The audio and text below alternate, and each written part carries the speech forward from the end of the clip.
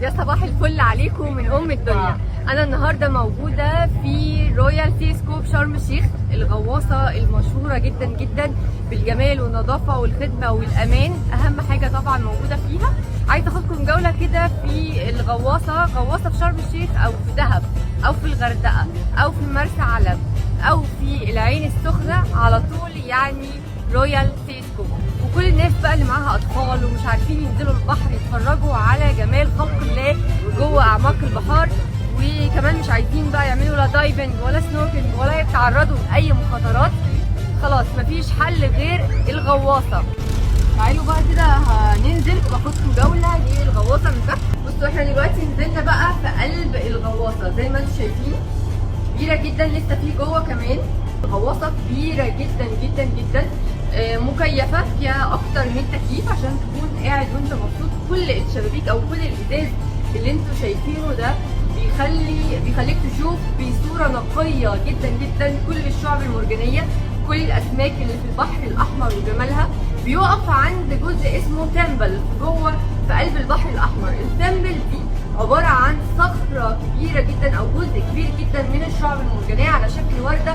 هتشوف فيه كل انواع الاسماك، النيمو بقى والزبرا فيش والسمك، حتى الدنيس هتلاقيني مصوراه موجود هنا في البحر.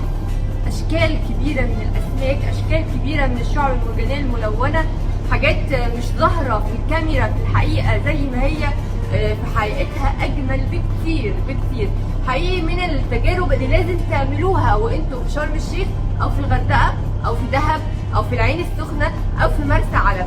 لازم تجربوا رويال سي سكوب وتتفرجوا على الشعب المرجانيه والاسماك الملونه والحاجات الجميله اللي موجوده في قلب البحر. وما تخاطرش لو انت مش عارف تعوم، مش عارف تعمل سنوركلينج، مش عارف تعمل دايفنج او خايف ومش قادر تعمل المخاطره دي، على طول يبقى الغواصه رويال سي سكوب. اكتر حاجه عجباني في رويال سي سكوب غير ان انا بتكلم عنها دلوقتي وانا شفتها بعناية وقلت دي من الحاجات المميزه جدا، السور بتاعها من فوق كله امان جدا عالي، علشان لو في اطفال يكون امان جدا جدا ليهم ويبقوا اهاليهم مطمنه وهم على الغواصه من فوق بيتفرجوا وبيتصوروا في اماكن كتيره في البحر، وكمان ينزلوا هنا يستمتعوا وياخدوا احلى صور واحلى فيديوهات من الغواصه رويال سي.